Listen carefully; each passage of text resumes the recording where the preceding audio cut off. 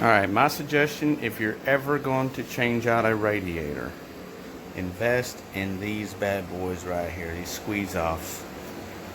They will save you so much time in plumbing. So we go back in with this, plug these off here, fill the thing full, purge it, and then plug it in. You'll lose a little, but you're going to gain so much as far as the purging process goes. Alright, got the new radiator in.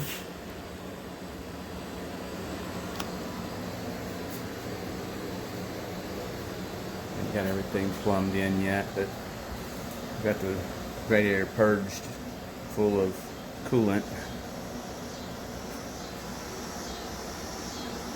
That was an all-day job. This is a 3-row, and it was a single row that I had in here previously, which was the factory. This one is a Racing Mishimoto radiator.